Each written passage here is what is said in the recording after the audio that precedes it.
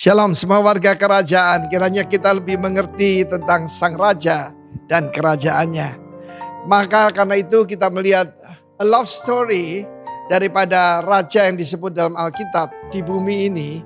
Contohnya adalah King David.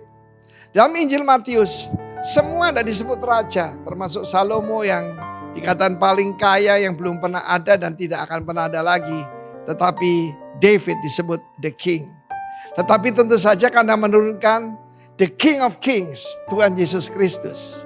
Suatu kejadian di dalam kehidupan pada David, yaitu ketika dia membawa kembali tabut Allah yang selama 40 tahun dibiarkan di zaman Raja Saul. Dibiarkan saja. Dan David berkata, aku tinggal di dalam rumah yang dipapani dengan baik. Ya, bukan wallpaper ya, tapi dipapani dengan baik.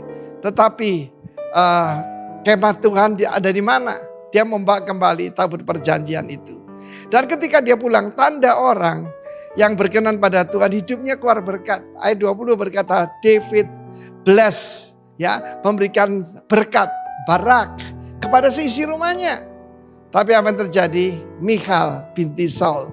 Menarik sekali tidak disebutkan Michal istri David, tapi Michal binti Saul. Kita tahu bagaimana ketika David mengalahkan Goliat, ada satu janji yang tidak dipenuhi oleh Raja Saul, yaitu menyerahkan putri pertama Merab, yaitu untuk menjadi istri pada David. Sebaliknya dia serahkan pada orang lain. Ya, dia wan prestasi saudara. Tetapi Michal, putri yang kedua yang paling kecil, putri daripada Raja Saul, mencintai David.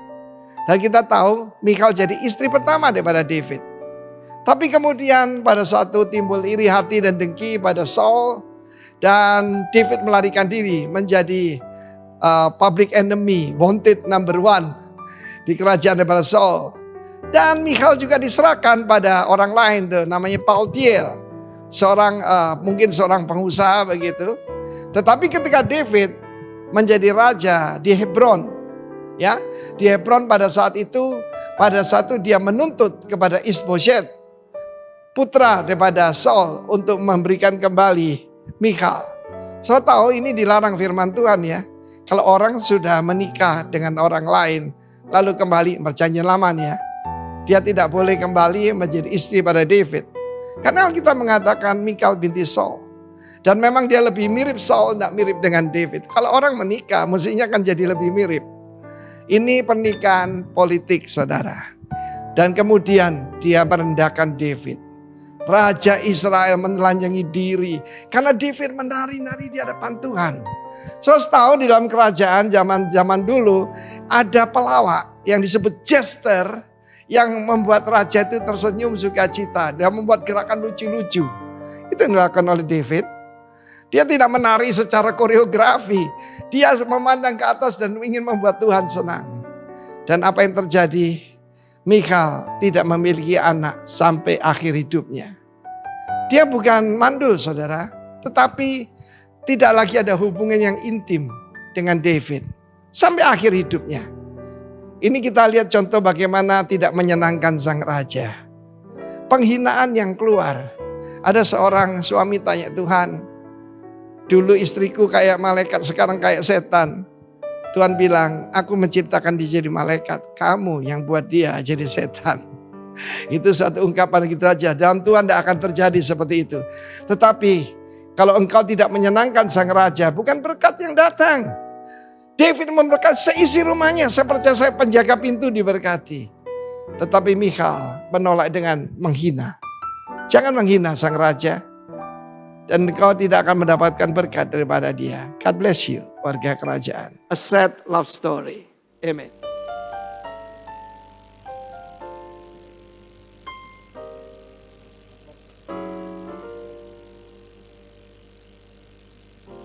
Apa kabar anak-anak? Biasa. You looking good. Kalian jangan kaku kayak gitu dong. Kayak biasa aja deh. Kalian kayak susah mau didoakan kayak. Tuhan Yesus sayang kalian semua ya. Mari orang tua ulurkan tangan, nanti Ibu Ina akan berdoa buat mereka. Mari kita berdoa buat anak-anak ini.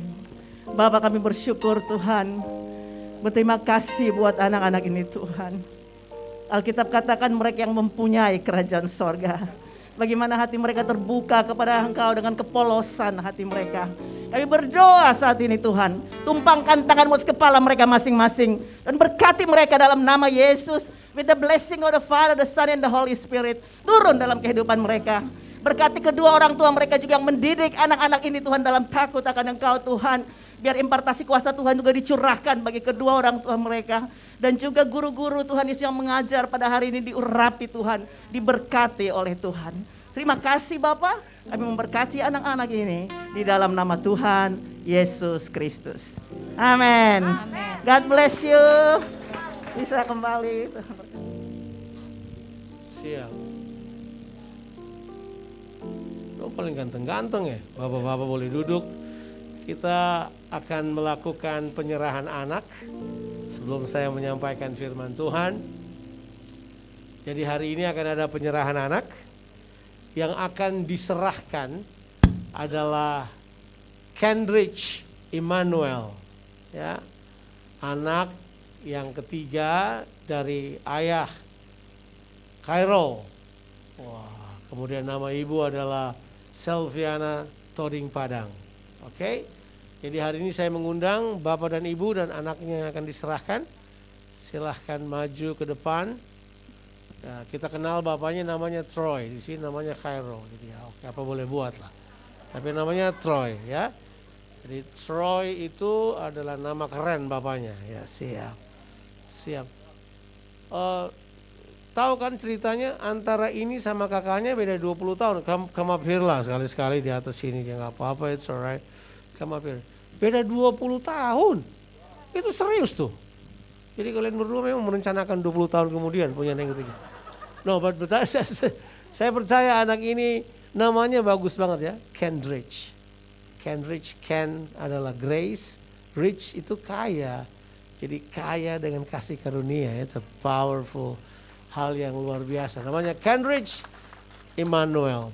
Nah, Alkitab tidak mengajarkan anak-anak untuk dibaptis. Tapi Alkitab mengajarkan anak-anak untuk dipersembahkan, diserahkan pada Tuhan. Karena memang betul. Anak ini bukan milik orang tuanya. Ini pusaka dari Tuhan yang dipercayakan kepada orang tuanya. Ini adalah keturunan ilahi. Ini adalah anak Tuhan. Betul ya? Jadi kemudian ayahnya akan mendidik dan membesarkan dia menurut jalan Tuhan. Ya mari kita akan serahkan anak ini. Saudara duduk aja, ulurkan tangan saudara. Nanti saya akan minta bapaknya akan menyerahkan terlebih dahulu sebelum saya akan berdoa dan memateraikan penyerahan anak ini. Silakan berikan mic-nya buat Pak. Silakan Pak Troy. Ya. Pak Troy berdoa dulu sekarang. Ya. Silakan anaknya, baru kemudian saya akan berdoa. Silakan. Bapa kami dalam surga, terima kasih Tuhan atas penyertaan-Mu dan anugerah-Mu buat kami sekeluarga. Pada pagi hari ini Tuhan, hamba-Mu serahkan anak hamba-Mu ke dalam tangan-Mu. Ya Tuhan. Penyertaan-Mu lebih dahsyat dari segalanya. Haleluya. Amin. Kendrick Emmanuel di depan sidang jemaat Tuhan, di hadapan Tuhan, hamba Tuhan Jonathan Patiasina menyerahkan engkau pada Tuhan. Engkau adalah milik Tuhan, engkau akan bertumbuh dalam anugerah Tuhan, engkau akan melakukan kehendak Tuhan. Selagi muda, hatimu akan condong kepada Tuhan, pada kebenaran firman Tuhan, kepada semua yang baik yang Tuhan siapkan. Engkau akan bertumbuh dan akan menjadi berita bagi banyak orang. Aku berdoa berkati anak ini Tuhan, teguhkan dia di dalam nama-Mu Tuhan, teguhkan dia di dalam karya-Mu. Aku berdoa biar dia akan menjadi seorang yang berpengaruh dan melakukan kehendak-Mu. Berkati kedua orang tuanya, Troy dan Sylvie diberkati oleh Tuhan. Mereka diberikan anugerah dari Tuhan untuk membesarkan anak ini dalam takut akan Tuhan. Di dalam nama Tuhan Yesus Kristus. Haleluya. Amin. Amin. Sekalian surat penyerahan anaknya saya serahkan buat Pak Troy dan Ibu Sylvie. Thank you. Siap. Tuhan Yesus memberkati. Ibu saja yang terima. Thank you. Tuhan memberkati. Tuhan memberkati. Thank you. God bless you. Ya, terima kasih. Ya, tepuk tangan dulu. Tapi memang bapak-bapak memang kebanyakan kayak Pak Troy gitu. Kalau nyanyi suaranya besar, begitu berdoa di depan suaranya kecil. Itu biasa. Atau sengaja dikasih mati mikrofonnya, tapi ya kita nggak tahu. Tapi it's always fun, isn't it? Ya, kita ketemu menyenangkan sekali. Ya. Apa kabar saudara-saudara? Saudara kelihatan bahagia sekali. Mungkin saudara sudah lupa muka saya buka dulu sedikit supaya kalian tahu ini Jonathan Patiasina. Oke, ini saya ya. Jangan saya pikir siapa yang ada di depan saudara ini. Oke. Tapi saya pakai kembali. Itu saya cuma kasih tunjuk ya, Pak. Ini yang di depan Jonathan Patiasina. Saya datang dengan istri saya. Kami bahagia sekali, bayangkan untuk pertama kali 2 tahun persis. Saya ingat 2 tahun yang lalu tanggal 20 kita lagi tunggu Pak Arifin mau datang, tapi kemudian karena COVID outbreak mulai, kita kemudian batalkan ibadahnya. Saya juga langsung pulang ke Melbourne besoknya. Jadi pokoknya ini pas 2 tahun lah kita ketemu lagi. Jadi betul-betul 2 tahun menanti kesempatan yang luar biasa ini. Baik, hari ini saya akan sharing pada saudara, tema kita masih sama. Tema kita masih tetap loving the King. Itu tema yang penting buat kita sekalian. Sabar dulu.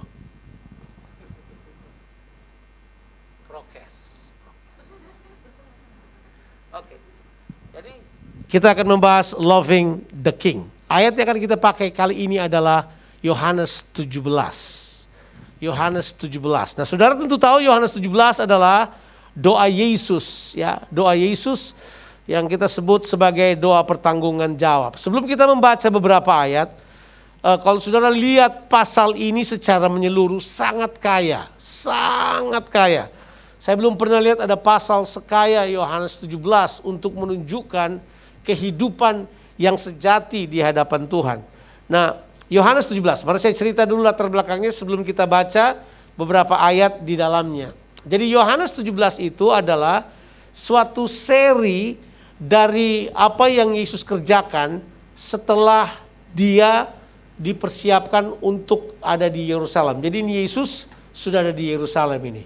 Ya, dari pasal 13 sampai pasal 17 itu mereka sudah mengadakan diskusi di atas upper room. Makanya istilah, kalau sudah baca buku-buku teologi, mereka menyebut ini sebagai upper room discourse atau percakapan di atas upper room. Dari pasal 13, Yesus habis basuh kaki murid-muridnya, masih ingat itu? Sampai pasal 17 ini, semua berisi kebenaran-kebenaran dan Yesus mempersiapkan murid-muridnya sebelum dia naik ke sorga. Jadi itu sebelum dia mati, dibangkitkan, kemudian naik ke sorga. Jadi ini merupakan hal-hal yang luar biasa. Nah, kalau saudara sudah lihat hal tersebut, sekarang saya ingin membahas beberapa hal, sebab ini kata penting sekali. Yuk kita mulai dengan membaca ayatnya yang pertama sampai ayatnya yang ketiga. Kita baca dulu ayat-ayat tersebut. Kalau perlu kita baca sampai ayatnya yang kelima. Gak apa-apa, kita baca sampai ayatnya yang kelima. Saya bacakan pada saudara. Demikianlah kata Yesus. Lalu ia menengadah ke langit dan berkata, Bapa, telah tiba saatnya permuliakanlah anakmu, supaya anakmu mempermuliakan engkau. Sama seperti engkau telah memberikan kepadanya kuasa atas segala yang hidup. Demikian pula ia akan memberi hidup yang kekal kepada semua yang telah engkau berikan kepadanya. Inilah hidup yang kekal itu, yaitu bahwa mereka mengenal engkau satu-satunya Allah yang benar dan mengenal Yesus Kristus yang telah engkau utus. Aku telah mempermuliakan engkau di bumi dengan jalan menyelesaikan pekerjaan yang engkau berikan kepadaku untuk melakukannya. Oleh sebab itu ya Bapa, permuliakanlah aku padamu sendiri dengan kemuliaan yang kumiliki di hadiratmu sebelum dunia ada. Yang pertama yang kita perlu ketahui adalah ini, bahwa mengasihi Bapa itu adalah sesuatu yang memang abstrak, tidak bisa dilihat, betul kan? Artinya gini, kalau saya tanya pada saudara, apakah saudara mengasihi Tuhan? Saudara pasti akan jawab, ya, saya mengasihi Tuhan. Benar, yakin saudara mengasihi Tuhan. Ya kan?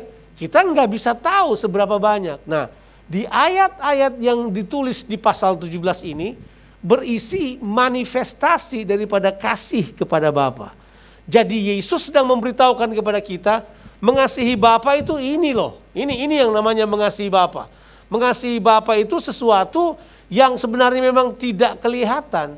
Tetapi begitu itu termanifestasi lewat kehidupan kita, orang bisa mengetahuinya, orang bisa melihatnya, orang bisa menyentuhnya, orang bisa apa itu? Bahasa Inggris bilang tangible, dapat disentuh, bisa dirasakan, bisa dinikmati. Karena memang kasih kepada Tuhan itu tidak kelihatan tapi dapat dirasakan, kira-kira begitu.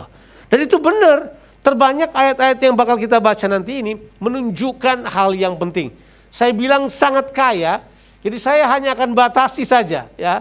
Jadi ya mungkin ini akan terjadi seperti khotbah-khotbah saya yang dulu, Jonathan dengan 3 hal. Jadi kali ini 3 hal aja. Padahal kalau sudah baca banyak banget, tapi saya pilih 3 hal aja.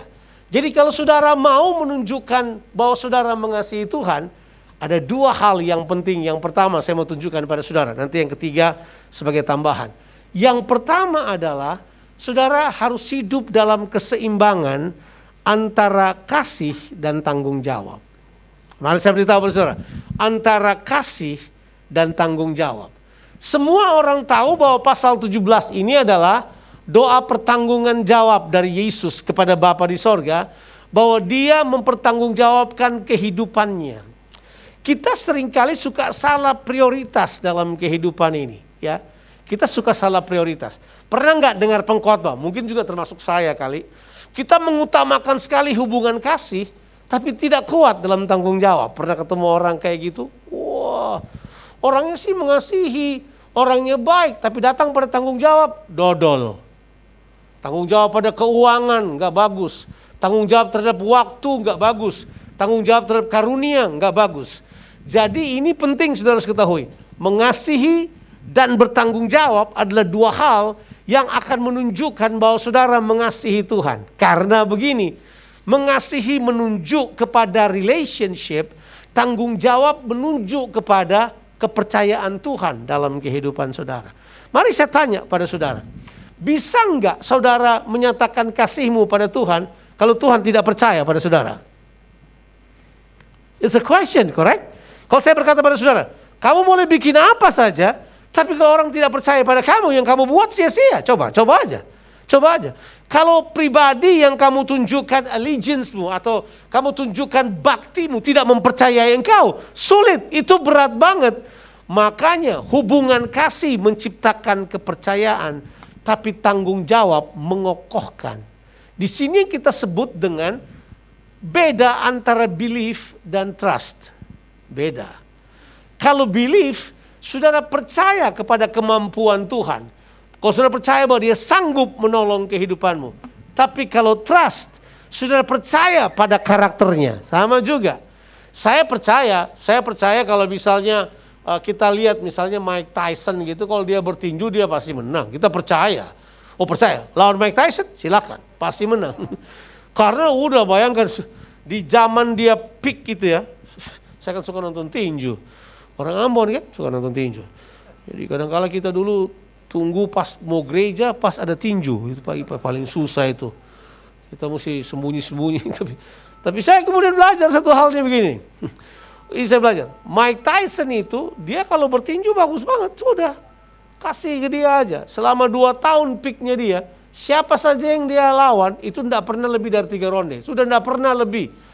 Orang suka kecewa, mau nonton tinju yang bagus, baru datang, baru duduk, udah selesai, pulang lagi. Ngantri lama-lama, ngantrinya berjam-jam, begitu selesai, KO, pulang lagi. Karena dia begitu cepat menyelesaikan ini. Kita percaya kalau dia tinju. Tapi kalau ada bapak-bapak mau dia lamar sama Mike Tyson, anaknya, dia mau kasih nggak? Pasti nggak ada lah. Nggak ada lah. Karena kenapa? Karakternya, dia punya hidup tidak dapat dipercaya dalam hal tersebut. Kenapa? Kenapa orang tidak percaya pada dia? They cannot trust. Or they believe his ability to fight, but they cannot trust him with something else. Mereka tidak bisa mempercayai dia. Makanya itu beda antara belief dan trust. Kita percaya pada Tuhan karena kemampuannya. Tapi kalau trust, apakah Tuhan percaya pada karaktermu? Apakah dia mempercayai kehidupanmu? Itulah yang disebut dengan balance antara kasih dan tanggung jawab. Orang Kristen bisa menunjukkan dia mengasihi Tuhan dengan hadir di gereja, angkat tangan, tapi pekerjaannya nggak beres. Di sana dia nggak beres, terus dia berdoa, minta Tuhan promosi dia. Kamu berdoa sampai ayam tumbuh gigi, kalau saudara Kenapa? Kenapa saudara ketawa? Itu bahasa biasa. Kalau tahu ayam tidak punya gigi kan, jadi nggak usah harap. Kalau saudara misalnya berdoa dengan kencang untuk saudara dipromosi, hanya sebagai tujuan kasih, tapi saudara tidak membangun sebuah kehidupan yang bertanggung jawab, disitulah saudara akan mengalami bahwa saudara bakal gagal. Mari saya beritahu pada saudara. Pelajari Alkitab saudara. Saya mau belak-belakan kepada saudara supaya saudara tahu. Dalam kitab Kejadian pasal 1 sampai pasal 3 tidak pernah tertulis di dalamnya bahwa manusia menyembah Tuhan di situ. Kecuali satu kata aja. Bahwa kata bekerja itu adalah penyembahan bagi Tuhan. Iya, saya sudah bongkar-bongkar tuh Kejadian 1, Kejadian 2, Kejadian 3. Tidak ada kata penyembahan di dalamnya, enggak ada. Nothing. Zero penyembahan. Yang ada adalah Tuhan mempercayai pekerjaan dalam kehidupan ini. Ya, tapi kan kalau orang mau teliti lebih jauh, karena pada waktu itulah Tuhan berjalan-jalan di dalam taman, mereka bersekutu, itu penyembahan. Oke, bolehlah. Tapi itu kan, itu kita sebut dengan kita mulai mencari kebenaran yang implisit. Yang eksplisit nggak ada. Yang eksplisit cuman ini. Tuhan mengambil manusia, dia menaruhnya di Taman Eden supaya manusia mengusahakan. Itu tanggung jawab, Pak. Jadi yang Tuhan berikan pertama kepada kita itu tanggung jawab. Tanggung jawab untuk pemerintah. Dari awal tujuan Tuhan berikan pada manusia supaya manusia dapat dipercaya untuk mengelola bumi ini. Betul kan? Itu tujuannya. Jadi kalau orang tanya tujuan Tuhan menjadikan manusia apa? Nah, aliran pujian penyembahan akan berkata menyembah Tuhan. Saya setuju. Saya setuju. Tapi kalau baca di Alkitab, enggak. Kalau baca di Alkitab kan Alkitab bilang gini, baiklah kita menjadikan manusia menurut gambar dan rupa kita supaya mereka memerintah. Jadi tujuannya udah memerintah. Nah, ini Bang Jo, kita baru seminar pujian penyembahan minggu lalu ini, kenapa sekarang sudah begini? Oh enggak, saya cuma mau katakan pada saudara, jangan sampai orang jago menyembah kehilangan tanggung jawab. Oh di gereja dia bagus, penyembahannya bagus, tanggung jawabnya enggak ada. Itu enggak bisa. Yesus beda. Yesus datang, penyembahan Yesus pada Bapaknya itu adalah dia menyelesaikan pekerjaan Bapaknya di muka bumi ini. Makanya diberitahukan, dia datang dan dia berkata gini, aku telah menyelesaikan semua yang kau minta aku selesaikan di muka bumi ini. Itu penyembahannya. Bayangkan. Jelas kalau baca Alkitab, jelas kan? Yesus beritahu bahwa itulah penyembahannya. Berarti kita paham betul bahwa pujian penyembahan kita dan semua yang kita kerjakan harus based juga pada hal yang sama. Hubungan kasih dan tanggung jawab. Bisa nggak kita berpikir demikian? Ini tanda bahwa kita mengasihi Tuhan. Kalau saudara kemudian mengasihi Tuhan cuma nyanyi tapi hidup nggak benar, bagaimana? Pernah ketemu orang nggak kalau nyanyi bagus banget, sampai miring-miring, air matanya keluar, pakai di foto di Instagram, tapajang, udah dia senang, begitu aja? Is that all? Enggak lah. Saudara kemudian harus tahu bahwa penyembahan saudara itu harus diikuti pada manifestasi saudara bertanggung jawab pada apa yang Tuhan percayakan kepada saudara. Semua manusia, siapapun dia, besar kecil, tua muda, siapapun dia telah diberi tanggung jawab oleh Tuhan. Dan tanggung jawab yang paling utama adalah mengelola apa yang Tuhan percayakan dalam kehidupannya. Mengelola apa yang Tuhan berikan pada mereka. Mau lihat penyembahan orang yang luar biasa? See how they balance. Lihat bagaimana mereka seimbang dalam mengelola tanggung jawab mereka. Menggunakan waktu mereka, menggunakan karunia mereka, menggunakan semua yang mereka miliki untuk kemuliaan nama Tuhan. Sebagai hamba Tuhan, saya sadar bahwa tidak mudah. Seperti berjalan di atas sebuah tali, kita berusaha seimbangkan diri antara pelayanan dan keluarga, antara hubungan dengan orang, antara pemuridan yang kita kerjakan, bagaimana mempersiapkan anak-anak kita. Enggak mudah. Haleluya. Haleluya, ada yang namanya berkat Tuhan. Bilang dulu berkat Tuhan. Bilang dulu berkat Tuhan. Kenapa saudara takut bilang berkat Tuhan? Bilang dulu berkat Tuhan. Saudara pikir berkat uang jatuh dari langit buat saudara kali? Enggak. Kalau ada kata berkat, berekah itu artinya Tuhan bekerja, itu dia. Jadi kalau Tuhan memberkati saudara itu berarti Tuhan bekerja untuk saudara, untuk kepentingan saudara. Itu namanya berkat Tuhan. Berkat Tuhan turun artinya dia bekerja dalam kehidupanmu. Jadi kalau dia bekerja dalam kehidupan kita, ya bukan berarti kita kemudian berkata, udah Tuhan semua deh, kita enggak. Sebab ini yang paling penting. Hubungan tanpa tanggung jawab akan berbahaya. Karena hubungan tanpa tanggung jawab hanya akan meninggalkan saudara kepada apa? Kehidupan yang tidak bertumbuh. Sebab hanya tanggung jawablah yang mendewasakan seseorang. Oke, saudara mau percayakan uang atau mempercayakan apapun kepada orang yang dewasa atau pada anak-anak? Saudara pilih aja.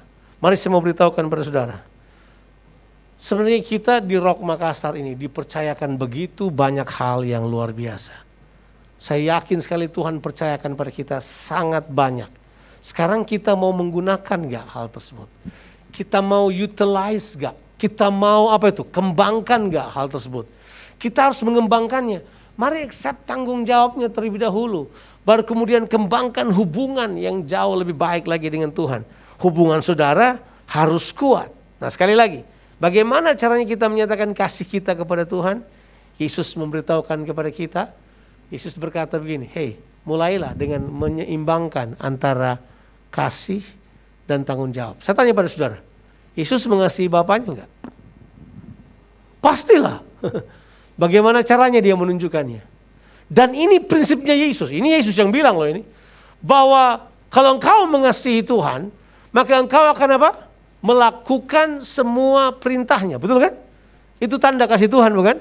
Coba ditaruh di screen dulu Yohanes 14 ayatnya yang ke-15. Yesus sendiri yang katakan hal tersebut. Yesus beritahu bahwa kalau engkau mengasihi Tuhan, maka engkau akan menuruti segala perintahnya.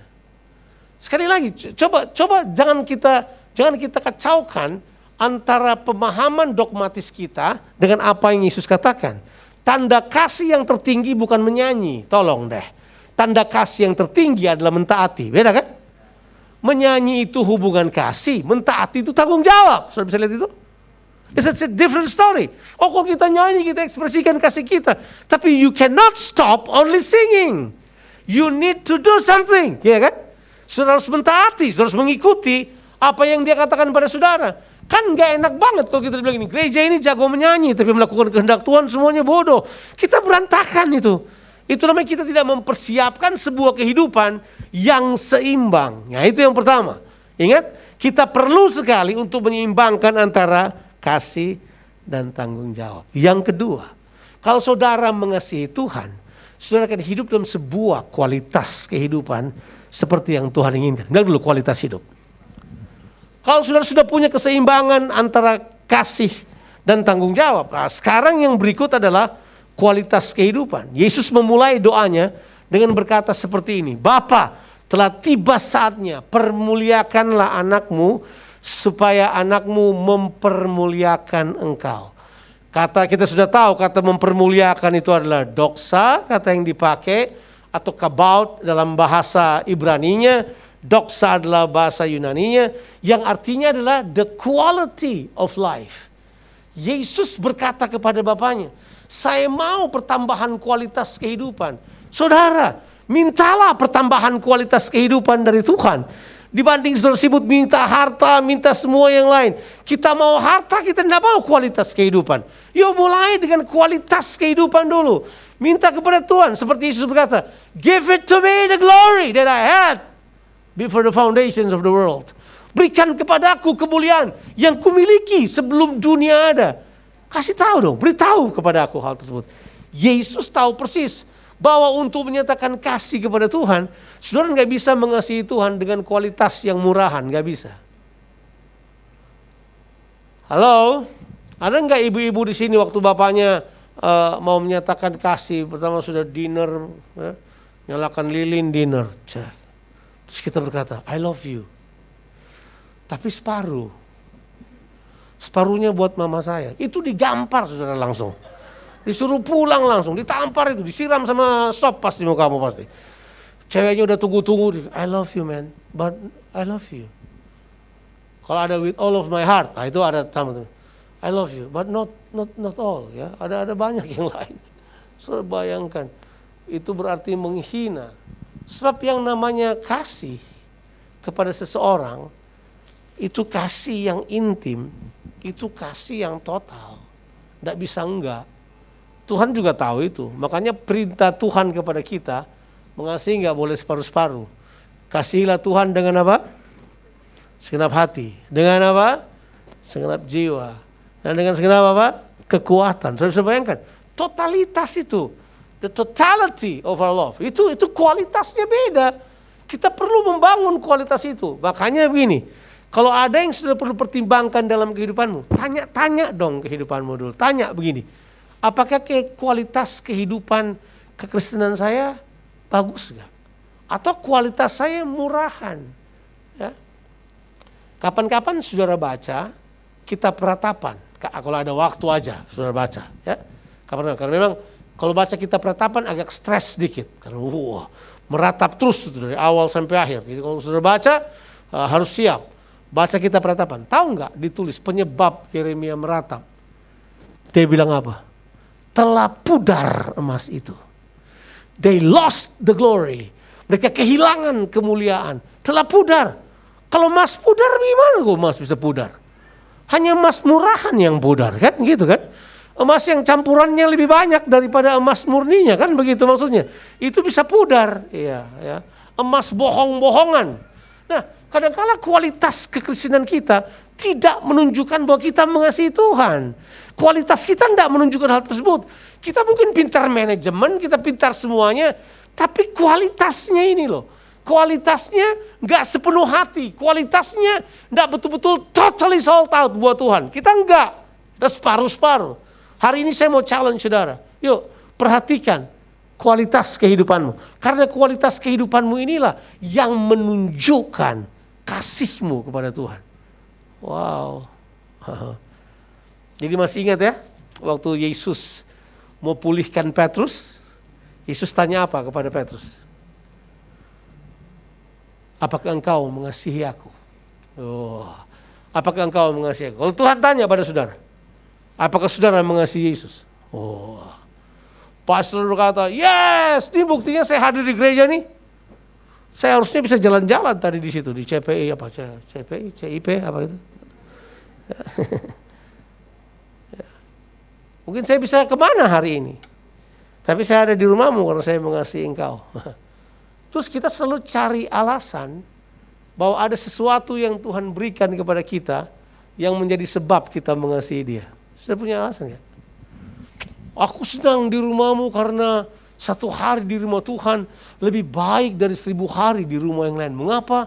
Karena di rumah Tuhan kita menikmati sebuah kehidupan yang menyenangkan. Jadi apa yang menyenangkan kemudian menjadi tujuan kita. Mengasihi Tuhan bukan hal yang penting. Ya kan? Banyak orang yang kayak gitu. Orang datang ke gereja karena dia datang ke gereja diberkati. Oke. Kalau nggak diberkati bagaimana? Kalau kemudian yang saudara inginkan tidak menjadi kenyataan bagaimana? Saudara sudah berdoa kemudian Tuhan jawab lain bagaimana? Saudara mau ini kemudian terjadi ini bagaimana? Bagaimana? Saudara tetap mengasihi Tuhan? Karena mengasihi Tuhan itu yang utama. Itu anchor dari semua yang lain. Makanya totalitas kita mesti ke situ. Bagaimana kita mengasihi Tuhan akan menunjukkan kualitas kehidupan kita. Bagaimana kualitas kehidupan? Tanya-tanya dong. Tanya-tanya dong. Sebab nanti kalau saudara kembali kepada Tuhan, bukan semua yang engkau kerjakan yang diperhitungkan sih sebenarnya. Tapi bagaimana saudara mempertahankan kemuliaan Allah, kualitas yang Tuhan berikan kepada saudara untuk saudara nyatakan pada dunia ini. Nanti baca di Alkitab. Kalau upah pasti saudara akan terima, pasti. Tapi bedanya kalau nanti kemuliaan beda antara kemuliaan bintang dan bulan, itu beda itu. Karena nanti saudara mesti tahu kan, saudara mesti tahu prinsip ini. Di dalam kerajaan Allah, kualitas saudara akan menentukan sekali. Saudara akan diposisikan di mana, itu penting sekali.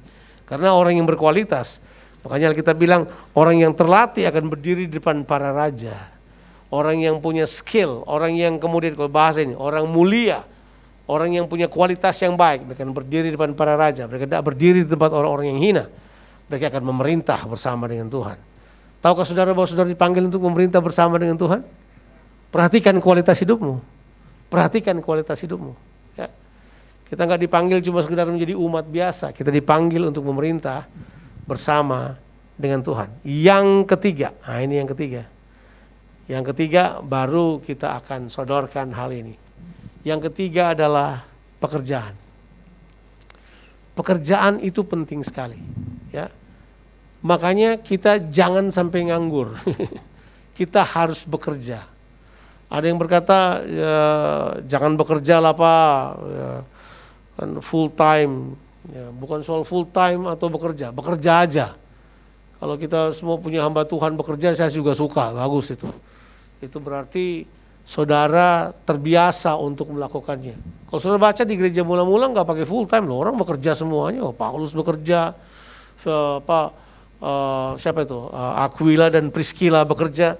Mereka bekerja. Ya. Tapi kalau saudara mau kembali ke perjanjian lama, ya memang lain, imam lain. Tapi imam juga bekerja. Siapa yang bilang imam tidak bekerja? Imam bekerja, betul ya? Saudara tahu bahwa imam bekerja? Nanti saudara baca, memang Tuhan bilang, oke, upah bagi suku Lewi adalah aku sendiri. Jadi kamu punya tanah, ada 1/10 di setiap suku tanah untuk apa? Untuk orang Lewi. Supaya mereka apa? Mereka berusaha di situ. Mereka bekerja di situ. Orang Lewi tidak cuma berdoa di situ supaya kemudian tumbuh-tumbuhan, enggak. Mereka harus tanam benih. Mereka harus kemudian mereka mesti tuai juga. Itu jelas, itu diatur sebenarnya di Alkitab. Cuma kita suka ganti-ganti, kita mau bikin lebih gampang. Nanti memang setelah masa kegelapan gereja, itu kemudian dimasukkan supaya kemudian gereja mendominasi semua keuangan dan praktek. Yang kemudian tentu saudara tahu kisahnya, gereja kemudian menjadi korup dan tidak dapat diatasi sampai Martin Luther mengadakan reformasi. Tentu sudah tahu cerita itu, saya tidak perlu bahas di sini. Tapi ini yang saya mau katakan kepada saudara. Coba kita lihat ayat yang keempat. Kenapa saya skip ayat yang ketiga, nanti saya bahas itu. Ya. Yang keempat kita baca, aku telah mempermuliakan engkau di bumi dengan jalan menyelesaikan pekerjaan yang engkau berikan kepadaku untuk melakukannya. Ya kan? Oleh sebab itu permuliakanlah aku padamu sendiri dengan kemuliaan yang kumiliki di hadiratmu sebelum dunia ada. Ini dia. Jadi sekarang yang perlu kita pertimbangkan adalah menyelesaikan pekerjaan. Menyelesaikan pekerjaan. Berarti begini, kita ini semuanya punya pekerjaan. Siapa yang percaya bahwa semua orang disiapkan pekerjaan? Halo? Oh saudara kayaknya udah baca Alkitab sungguh-sungguh nih kayaknya ini. Saudara pikir gue nganggur nih Pak, mana ada pekerjaan, susah banget pekerjaan. Indonesia pengangguran cukup tinggi, apalagi setelah COVID. Banyak yang tutup, usaha tutup. Jadi kita sekarang gak kerja Pak. Kenapa nih sekarang kita gak kerja? Gini, karena pekerjaan itu tidak selalu pekerjaan untuk saudara diberikan gaji. Sebenarnya pekerjaan itu adalah untuk mengeluarkan karunia yang ada di dalam saudara. Makanya jangan berhenti bekerja. Ada istilah yang dipakai. People like employment. God like deployment. Oke, beda kan? Orang mau employment. Orang mau kerja untuk terima gaji. Kalau dia tidak dapat pekerjaan, dia nggak ada gaji. Tuhan nggak berpikir begitu. Tuhan minta kita bekerja karena di dalam kita sudah tersedia harta yang terpendam. Terus semua berkata, masa sih? Kayaknya yang ada di dalam saya cuma penyakit melulu nih. Yang ada dalam saya cuma, enggak. Di dalam saudara sudah ada semuanya. Nah ini, kan saudara tidak percaya sih. Saudara terbiasa berpikir employment, saudara tidak berpikir deployment. Tahu deployment? Mengeluarkan. Jadi kita bekerja apa aja. Nggak harus cuma bekerja yang officially bekerja di kantor. Saudara bisa bekerja apa aja. Makanya berupaya, berusaha, punya bisnis, buka bisnis, kerjakan ini. Itu semua akan mengeluarkan kemampuan-kemampuan yang ada di dalam dirimu. Kalau orang tidak percaya ini, dia sukar mempercayai waktu Tuhan berkata kepada Adam, "Hei Adam, aku telah menaruh semuanya supaya engkau menguasai bumi, engkau taklukkan bumi." Tuhan telah berikan itu kepada manusia. In you there is power to work. Ya, di dalam saudara ada. Keluarkan hal tersebut. Jangan nganggur. Nanti ya mungkin di waktu-waktu yang akan datang saya pengen mengajar kingdom economy buat kita sekalian supaya kita tahu bahwa bekerja itu penting sekali. Bekerja itu untuk mengeluarkan sesuatu. Di dalam saudara ada. Oh kalau saya tidak diterima bekerja di sini, tetap bekerja. Kerjakan apa aja yang kamu bisa. Itu pasti akan mengeluarkan sesuatu. Ya. Saudara pikir saya tidak bekerja? Saya bekerja juga. Saya bekerja juga. Ya kan? Dengan telepon saya bisa motivasi orang. Saya bisa telepon, ketemu orang. Dengan beberapa manajer saya bisa jadi mentor mereka, saya motivasi mereka. Dan waktu saya memotivasi mereka, yang saya sampaikan gak murahan loh. Yang saya sampaikan penting buat kehidupan mereka. Makanya mereka kasih imbalan kepada saya. Ya itu jelas. Dan imbalannya luar biasa. Saya mau katakan kepada saudara, kita jangan batasi Tuhan hanya dengan apa saja yang kita bisa kerjakan. Yang kecil, yang kemudian kita berkata, oh ini kecil aja sampai mati aja begini. Enggak. Pernah lihat perumpamaan 2 talenta? Kita suka yang 5 talenta kan, saya ambil 2 talenta aja. Karena 2 talenta dekat dengan 1 talenta, cuma beda 1 aja. Tapi coba lihat, apa yang dia buat dengan yang dia dapat. Dia menjalankannya. Nah ini dia ini, tahu caranya menjalankan. Kerjakan apa saja yang saudara bisa. Kerjakan apa saja yang saudara bisa. Nah seharusnya di dalam komunitas kecil kita, kita harus saling mendorong untuk orang mengerjakan apa aja. Jangan biarkan dia nganggur sambil tunggu nanti durian runtuh jatuh dari sorga. Tunggu nanti ada perusahaan besar terbuka di situ baru kita mendaftar. Jangan. Saudara harus mengeluarkan apa yang ada di dalam saudara. Ya, saya masih ingat kok. Ya. Nah, kalau saya bilang ini jangan bilang saya sombong ya. Tulisan saya agak bagus sedikit. Jadi tulisan saya itu agak bagus. Ya walaupun kalau saya menjelaskan karena tulisan dalam roh. Tapi kenapa tulisan saya bagus? Karena begini, waktu saya SD, saya itu nakal banget.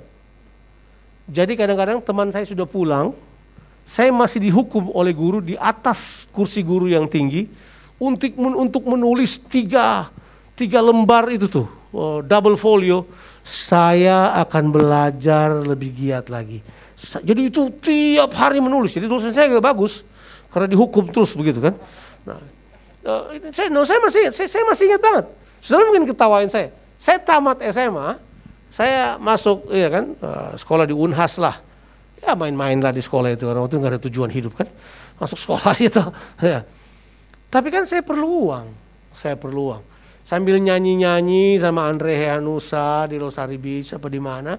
Kita juga cari yang lain kan. Tahu gak, saya itu jago bikin letters loh. Misalnya untuk tulis letter gitu, saya jago banget itu. Tak bikin letter yang artistik yang apa aja, saya bikin letter kemana-mana. Saya dikontrak pertama oleh sekolah Unyil yang di situ tuh, yang di apakah?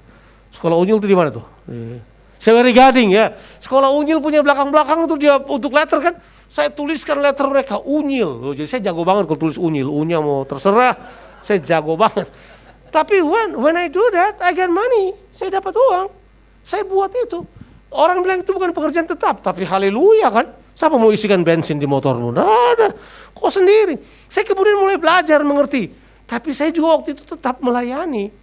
Orang lihat kesungguhan saya dalam pelayanan. Saudara pikir kalau saya mau berkhotbah, saya kemudian tidak mempersiapkan khotbah yang berkualitas, saya pilih apa yang saya mau sampaikan. Saya berdoa untuk menyampaikan apa yang saya sampaikan. Saya mau supaya Tuhan berbicara pada saya. Saya pelajari bahasa aslinya apa. Saya pelajari konteksnya apa. Saya pelajari narasinya apa. Saya pelajari. Saya nggak cuma datang kemudian, mari kita buka Alkitab. Enggak. Saya pelajari. Saya merenungkan. Saya beri waktu. Saya mau apa yang saya sampaikan berkualitas. But I work. Siapa bilang pelayanan tidak bekerja? Bekerja Pak. Siapa bilang mempersiapkan khotbah gampang? Coba Mi. Coba kok. Siapa bilang? Oh iya, kita mesti melakukan hal tersebut. Karena melakukan pekerjaan itulah mempermuliakan Bapa. Jangan nganggur, kerja apa aja, kerja. Jangan nganggur. Ambil waktu bekerja. Saya suka di Australia itu karena anak-anak dari SMP udah disuruh bekerja. SMP mereka sudah magang. Anak saya masih SMP, udah magang di Coles.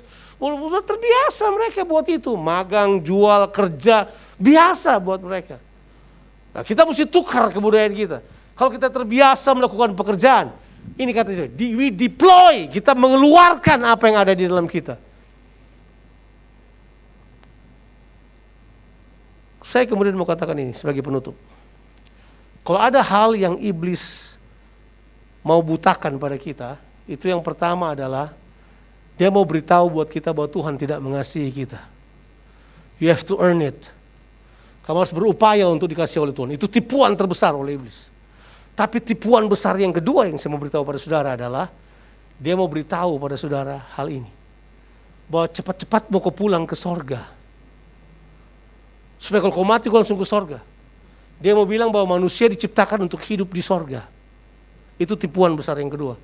Saya beritahu enggak, manusia diciptakan di bumi. Makanya iblis pintar, dia bilang pikir mau ke sorga, biar bumi saya yang atur. Padahal baca kitab Kejadian, bumi diberikan kepada siapa? Manusia, untuk mengelola, untuk radah, untuk memimpin, untuk mengatur. Tapi iblis bilang gini, jangan mau pusing bumi deh, pikir mau ke sorga. Masuk mau, itu pikir agama. Agama ajar kita supaya kita cepat masuk sorga. Bahwa keselamatan adalah tinggal pencet tombol masuk sorga, bahagia bersama Yesus. Enggak, manusia ditaruh di bumi ini untuk mengelolanya. Tuh saudara nggak percaya kan? Makanya ada buku ditulis oleh pendeta dari Makassar itu, pendeta Hen Jacobson sama Jonathan Patiasina, namanya Kingdom Theology. Coba saudara baca buku itu. Karena buku itu diberitahukan pada kita. Nah ini nggak jual buku. Coba beritahu pada saudara, kita kadang-kala ditipu dengan mudah. Kita sibuk pikir sorga, kita lupa kita punya tanggung jawab mengelola bumi.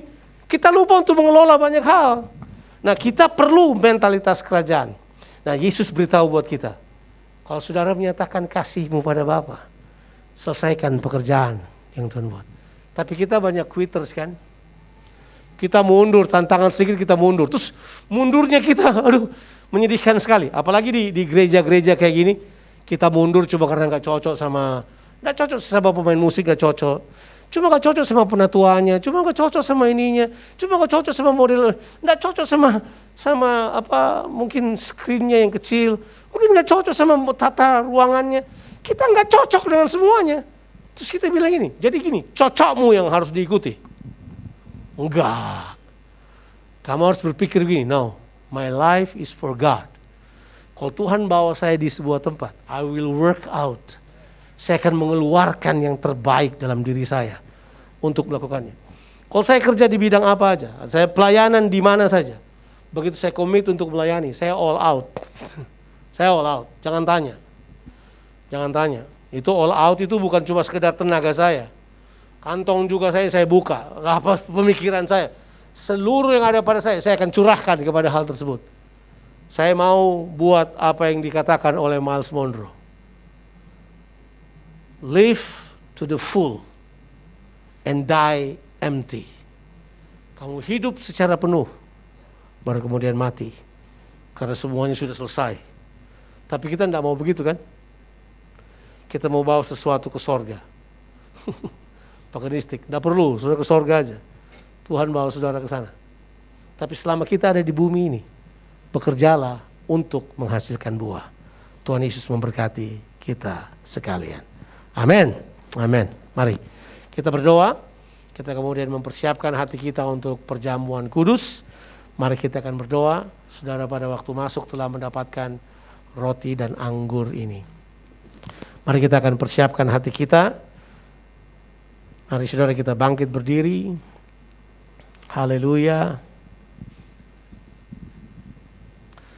Alkitab mengatakan kepada kita bahwa kita perlu sekali dalam perjamuan kudus untuk, untuk waktu masuk dalam perjamuan kudus, kita tidak melakukannya dengan cara yang salah. Kita melakukan tetap dengan hati yang murni, dengan tujuan yang tetap.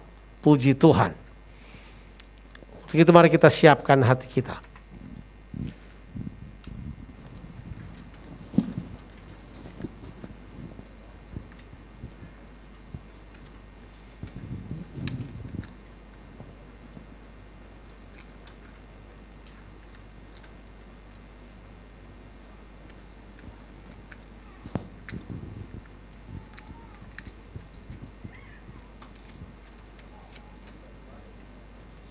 Siapkan roti dan anggur di tangan kanan kita. Kemudian mari kita akan berdoa. Bapa di sorga, kami datang kepadamu. Hamba-Mu berdoa untuk roti dan anggur ini menjadi persekutuan dengan tubuh dan darah-Mu. Waktu kami makan roti ini dan minum anggur ini, kami bersekutu dengan tubuh-Mu. Sehingga Engkau akan menguatkan kami dari dalam. Kami enggak merayakan Tuhan yang ada di luar kami, tapi Tuhan yang berdiam dalam kehidupan kami. Untuk itu berkatilah roti dan anggur ini menjadi persekutuan dengan tubuh dan darah-Mu. Dalam nama Tuhan Yesus Kristus. Amin. Mari kita angkat roti di tangan kanan kita dan dengarkan apa kata firman Tuhan. Sebab apa yang kuteruskan kepadamu telah aku terima dari Tuhan, yaitu Tuhan Yesus pada malam waktu ia diserahkan, dia mengambil roti, mengucap syukur atasnya dan memecah-mecahkannya sambil berkata, inilah tubuhku yang diserahkan bagi kamu. Ambillah menjadi peringatan akan daku. Pada tubuh Yesus ini telah menanggung dosa saudara, kelemahan saudara, kutuk saudara. Semua kegagalan saudara telah ditanggung pada tubuh ini. Dan tubuh inilah yang menjadi pelaksana kehendak Tuhan.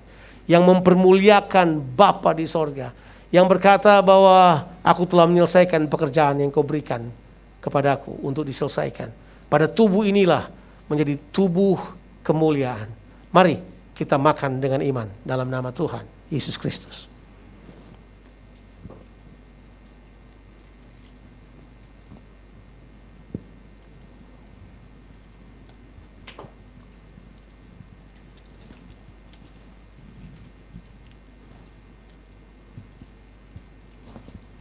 Kita persiapkan cawan di tangan kanan kita. Demikian juga sesudah makan dia mengambil cawan sambil berkata, inilah cawan perjanjian baru yang dimateraikan oleh darahku. Ambil dan minumlah menjadi peringatan akan daku. Darah Kristus adalah darah penebusan yang telah menyucikan hati nurani kita supaya kita dapat berjumpa dengan Tuhan, bertemu dengan Tuhan. Tapi darah Kristus juga adalah darah kemenangan. Oleh darah anak domba dan oleh perkataan kesaksian mereka, mereka mengalahkan iblis ular tua itu. Mari kita minum dengan iman darah penebusan dan darah kemenangan ini dalam nama Yesus Kristus.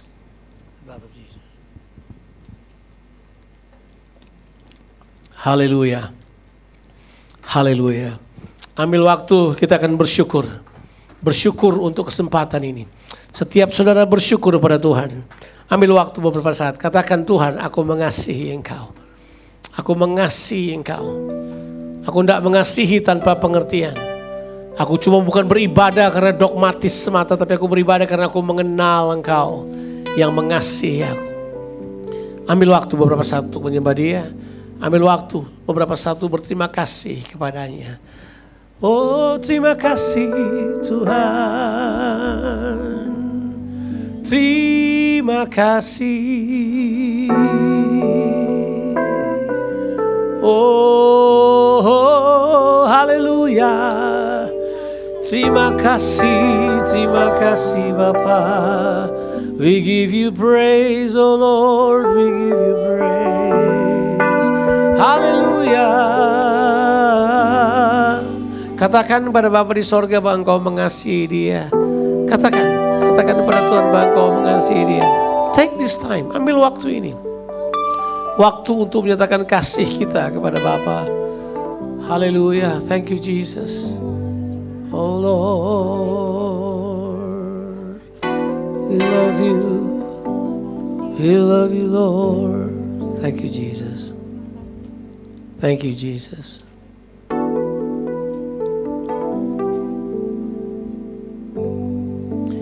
Saya beri kesempatan beberapa saat ini, saudara menaikkan doa pribadimu pada Tuhan.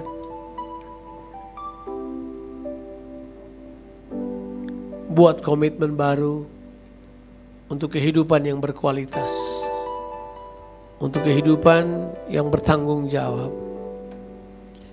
untuk kehidupan yang menyelesaikan pekerjaan Tuhan. Ambil waktu beberapa saat, buat komitmen baru. Saya sendiri mau bersyukur pada Tuhan untuk Tuhan anugerahkan tempat biar kita bisa bersekutu bersama. Terima kasih Tuhan. Syukur kepadamu. Syukur buat kebaikanmu. Thank you Jesus. Naikkan doamu pada Tuhan. Mungkin ada kebutuhan-kebutuhan yang kau ingin sampaikan pada Bapamu yang di sorga. Sampaikan. Tuhan ada dengan kita. He is with us. Thank you Jesus. Thank you Lord. Terima kasih Tuhan. Terima kasih.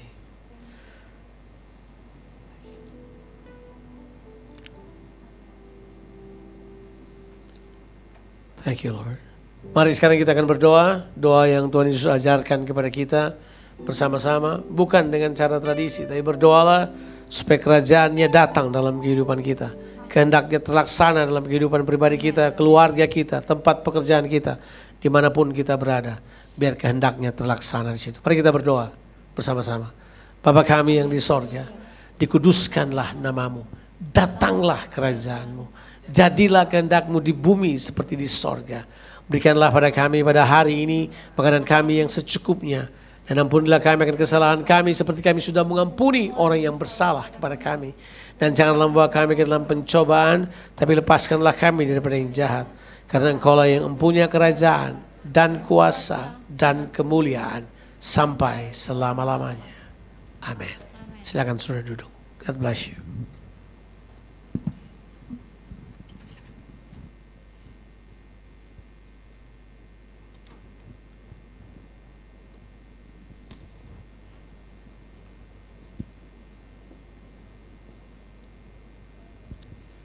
Haleluya. Terima kasih kepada hambanya Pastor Jonathan Patiasina untuk pesan Tuhan di siang hari ini. Saya menyapa Bapak Ibu sekalian yang ada di tempat ini, Shalom. Akhirnya kita berkumpul kembali di ibadah onsite kita setelah 2 tahun bersama Bapak dan Ibu Gembala kita bersama-sama. Wajah-wajah yang berbahagia yang punya kualitas kehidupan, jangan tegang-tegang, kita boleh saling lambaikan tangan. Izinkan saya bacakan beberapa pengumuman yang diadakan Rock Makassar dalam rangka anniversary month dari GBI Rock Makassar di bulan ini. Yang pertama ada hari Rabu ini, hari Rabu tanggal 23 jam 19 malam, A Night to Remember Family Gathering yang diprakarsai dari tim Rockman dan juga Rockwoman. Jadi couple kita akan duduk bersama dengan Bapak dan Ibu Gembala di Maiko Hotel. Di Maiko, ruang Beril lantai 6 seperti yang ada di layar kita. Dan kemudian hari Sabtu tanggal 26 Maret kita ada acara Blessing Makassar. Tentu saja dilayani bersama Pastor Timotius Arifin, Pastor Basuki Trinugroho dan juga Pastor Jonathan Patiasina. Hari Sabtu pukul 8.30 sampai jam 1 siang masih di Maiko Hotel di ruangan Beril. Dan nanti pada tanggal 2 April, ini sudah bulan depan, Sabtu 2 April jam 9 pagi sampai dengan jam 3 sore di MRC Makassar Rock Center ada Kingdom Power Training yang akan dilayani oleh Pastor Elusai Franky Utana. Kemudian satu tambahan pengumuman bahwa minggu depan kita akan beribadah onsite juga di Maiko Hotel di ruang Beril lantai 6. Jadi buat Bapak Ibu sekalian minggu depan kita akan berjumpa di Maiko Hotel ruang Beril lantai 6 yang akan dilayani oleh Gembala Senior kita Pastor Timotius Arifin. Untuk Bapak Ibu sekalian pada saat kita pulang nanti kita dapat mengakses jalan lewat pintu yang di belakang, bagian belakang. Bukan pada saat Bapak Ibu masuk tadi, tapi kita akan kembali keluar lewat arah belakang. Ada Bapak-Bapak yang berbahagia yang sudah standby untuk mengarahkan di belakang. Terima kasih, Tuhan Yesus memberkati. Haleluya. Saya percaya kita semua diberkati oleh kebenaran firman Tuhan. Amin. Amin. Tak lupa saya menyampaikan bahwa Bapak Ibu Saudara bisa memberi persembahan untuk memberkati pelayanan pekerjaan Tuhan. Kotak persembahan tadi ada di bagian depan. Kalau Bapak Ibu mau memberikan, kami mempersilakannya. Terima kasih. Oke, baik, puji nama Tuhan. Sekali lagi sebelum kita selesaikan ibadah kita pagi hari ini, saya mengundang kita bangkit berdiri, Bapak Ibu Saudara. Haleluya.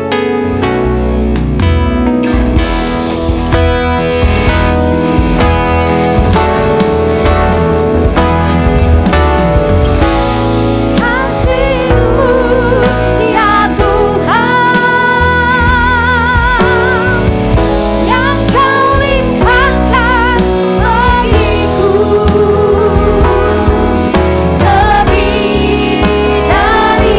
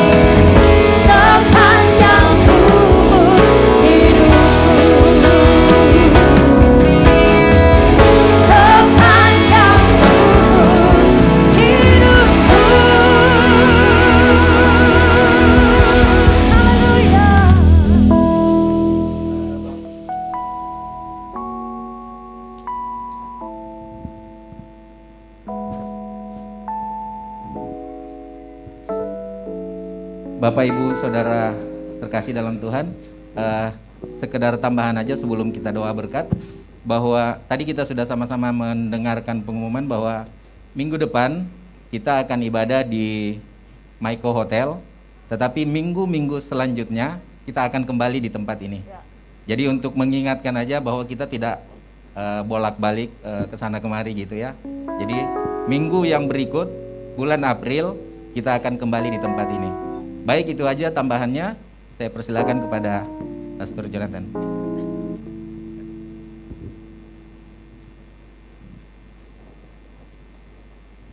Berbahagialah kamu, rukunlah kamu, bersukacitalah kamu, dan ketahuilah bahwa Tuhan itu baik. Hari-harimu ada dalam genggaman tangannya. Terimalah berkat Tuhan. Tuhan memberkati engkau dan melindungi engkau. Tuhan menyinari engkau dengan wajahnya dan berikan kepadamu kasih karunia. Tuhan menghadapkan wajahnya kepadamu dan berikan engkau damai sejahtera limpah rahmat. Supaya diberkatilah kehidupanmu, diberkatilah keluar masukmu, diberkatilah keluargamu dan orang-orang yang kau kasihi. Diberkatilah pekerjaanmu, usahamu, studimu. Apa saja yang kau kerjakan dengan tanganmu dilipat gandakan oleh Tuhan. Kiranya tangan-tanganmu ini menjadi kepanjangan tangan kasih Tuhan bagi orang lain. Kiranya tanganmu ini menjadi tangan kesembuhan, tangan keberkatan, dan tangan pemulihan bagi semua orang yang kamu jumpai. Di dalam nama Tuhan Yesus Kristus. Haleluya. Amin. Amin. Berbahagialah. Haleluya.